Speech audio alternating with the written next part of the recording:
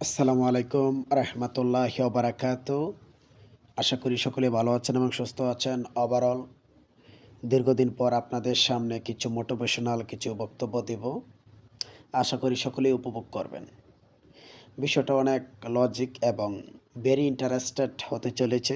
যাই হোক, প্রতিবারের ন্যায় প্রতিবার আমি সবসময় ভালো কিছু আপনাদের সামনে নিয়ে আসার চেষ্টা করি। আজও তার ব্যতিক্রম নয়। যাই হোক, আমার পরিচয়টা দিয়ে নেই। আমি MD Tarekul Islam Tarek, man from Bangladesh, founder of Unpassive, brand ambassador. আজকে আমি আপনাদের সামনে কিছু সাময়িক কিছু খুবই গুরুত্বপূর্ণ কিছু মোটিভেশনাল বক্তব্য দেব। তার ভিতরে যেটা হলো ২-৩টা সেন্টেন্স আজকে আমি আপনাদের সামনে উপস্থাপন করব। যেটা হলো, আমরা দেখা যায় অনেক কিছু সময় ঘাবড়ে যাই, আমি পারবো না, আমাকে দিয়ে হবে না। আজকে এই বিষয়টা নিয়ে আমি কিছু বিষয় কথা বলবো। সেটা হলো কিছু সায়েন্সের কিছু পার্ট নিয়ে কথা বলবো। আপনারা আমার কথাগুলো লাস্ট পর্যন্ত শুনবেন মনোযোগ সহকারে। Thank you so much. বিজ্ঞান বলে একজন প্রাপ্তবয়স্ক সুস্থ পুরুষ একবার সহবাস করলে যে পরিমাণ বীর্য নির্গত হয় তাতে 40 কোটি শুক্রাণু থাকে। লজিক অনুযায়ী মেয়েদের গর্ভে যদি সেই পরিমাণ শুক্রাণু স্থান পেত তাহলে 40 কোটি বাচ্চা তৈরি হতো। এই 40 কোটি শুক্রাণু মায়ের জরায়ুর দিকে পাগলের মতো ছুটতে থাকে। জীবিত থাকে মাত্র 300 থেকে 500 শুক্রাণু, আর বাকিরা এই ছুটে চলার পথে ক্লান্ত অথবা পরাজিত হয়ে মারা যায়। এই 300 থেকে 500 শুক্রাণু যেগুলো ডিম্বাণুর কাছে যেতে পেরেছে তাদের মধ্যে মাত্র একটি মহাশক্তিশালী শুক্রাণু ডিম্বাণুকে ফার্টিলাইজ করে অথবা ডিম্বাণুতে আসন গ্রহণ করে। সেই ভাগ্যবান শুক্রাণুটি হচ্ছে আপনি কিংবা আমি অথবা আমরা সবাই। কখনো কি এই মহাযুদ্ধের কথা মাথায় এনেছেন? সো আপনি যখন দৌড় দিয়েছিলেন তখন ছিল না কোনো চোখ, হাত, পা, মাথা, তবুও আপনি জিতেছিলেন।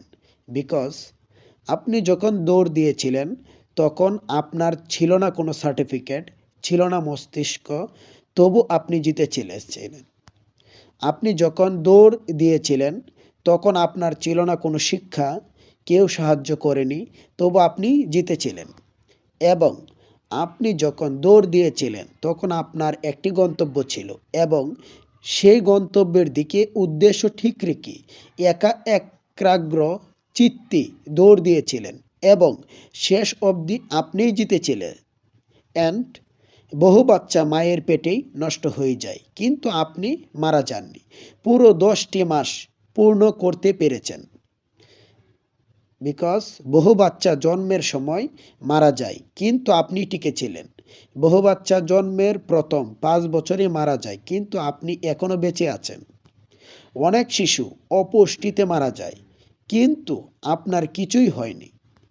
বড় হওয়ার পথে অনেকেই দুনিয়া থেকে বিদায় নিয়েছে কিন্তু আপনি এখনো আছেন।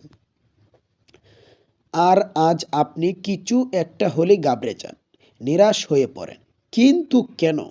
কেন ভাবছেন আপনি হেরে গিয়েছেন? কেন আপনি আত্মবিশ্বাস হারিয়ে ফেলেছেন? এখন আপনার বন্ধু বান্ধব, ভাই বোন, সার্টিফিকেট সব কিছু আছে। হাত পা আছে, শিক্ষা আছে, প্ল্যান করার মস্তিষ্ক আছে, সাহায্য করার মানুষ আছে, তবুও আপনি আশা হারিয়ে ফেলেছেন।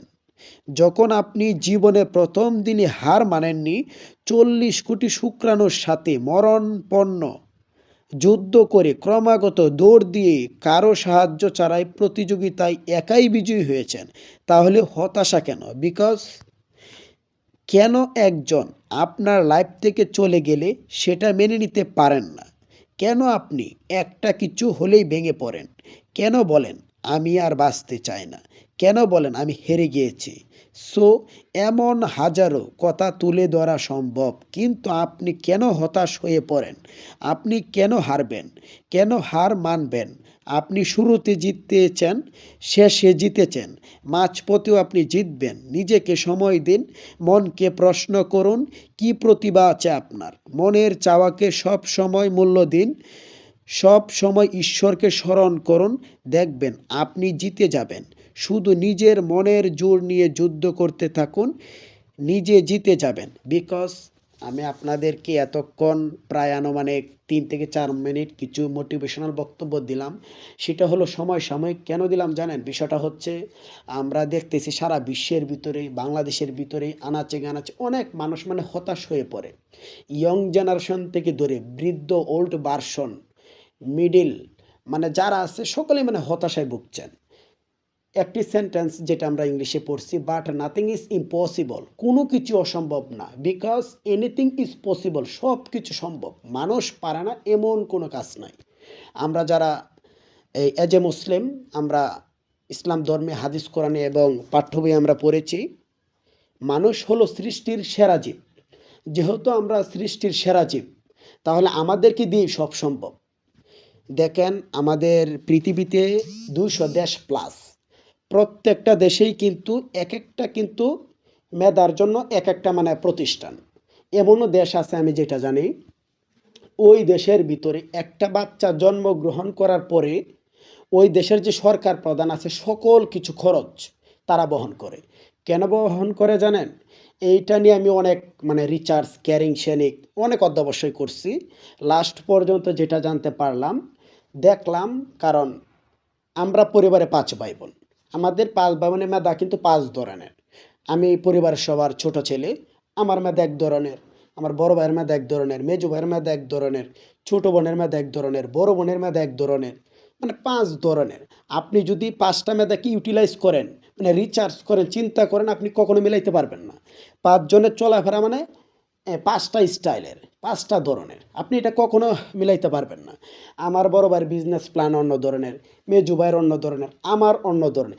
সেম বিভিন্ন কান্ট্রিতে মানে সন্তান জন্ম দেওয়ার পরে সকল খরচ মানে সরকারের।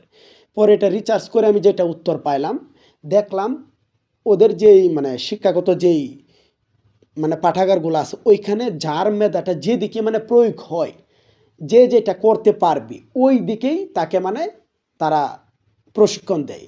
ধরেন একজন ভালো ক্রিকেট খেলে তাকে ক্রিকেটার তৈরি করে, ভালো একজন মেধাবী তাকে ইঞ্জিনিয়ার তৈরি করে, মানে যে যেটাই মানে যার মেধাটা যেটাতেই মানে মানে কুলিয়ে মানে রাখতে পারে, ওকে কিন্তু ওইটাতে মানে তারা মানে কন্টিনিউয়াসলি করে। সো আমি এটাই বোঝাতে চেয়েছিলাম, দীর্ঘদিন পর আপনাদের সামনে কিছু স্পিকিং করলাম, লাইভে আসলাম না, মানে ব্যাকএন্ডে থেকেই কিছু বক্তব্য দিলাম। বক্তব্যটি আপনারা যারা দেখবেন অনেকেই লাইক কমেন্ট করবেন, আমি জানি আপনারা আমার অনেক বক্তব্যে নেতিবাচক কমেন্ট করেন, আপনারা করবেন। আমি একটি সেলিব্রিটির একটি বক্তব্য আমি শুনছিলাম, মানে একজন সেলিব্রিটির যারা ফেমাস, যারা মানে টেলিভিশনে কাজ করে এবং যারা ভার্চুয়াল এইভাবে কাজ করে, তারা মানে নেতিবাচক মানে কমেন্টে মানে মন্তব্যে তারা অনেক উৎসাহ পায়, তাদের কাজের স্পিরিট মানে আরও বাড়িয়ে দেয়। সেম আমিও ওই রকমই, আমি চেষ্টা করি, আমি ফিল করি আপনারা নেতিবাচক কমেন্ট করলে আমার মানে খুবই ভালো লাগে, আপনারা যদি ভালো কমেন্ট করেন আমার খুব খারাপ লাগে। আপনারা আমাকে যত খারাপ, যত নেগেটিভ কমেন্ট করবেন আমার কাছে ভালো। তারপর পরিশেষে আরও একটি সেন্টেন্স আমি আপনাদেরকে বলি, আমি যখন কলেজে লেখাপড়া করি তখনকার সময় আমার যেই প্রফেসর ছিল, প্রফেসর বয়স 50+, কিন্তু তার বাচ্চার বয়স 3 বছর। উনি মানে ইউটিলাইজ করে দেখলো উনি মোবাইল সম্পর্কে যেটা জানে না, ওনার বাচ্চা মানে প্রচুর জানে। তারপর বলতেছে কিভাবে সম্ভব, আমি যেটা জানি না আমার বাচ্চা আমার থেকে বেশি জানে। তারপরে তিনি মানে অনেক রিসার্চ করে দেখলো যার বয়স যত বেশি তার টেকনোলজি বুদ্ধি ততই কম, যার বয়স যত কম তার টেকনোলজি বুদ্ধি ততই বেশি। সো কথাটা 100% সত্য। আমি 20 বছরের উপরে এক্সাম্পল, আমি বাংলাদেশের যেই পদ্মা সেতু বহু আলোচিত ওইটা আমি দেখছি, কিন্তু আমার বাগ্নি, আমার বড় বোনের মেয়ে, উনি 10 বছরই পদ্মা সেতু দেখে ফেলছে অলরেডি।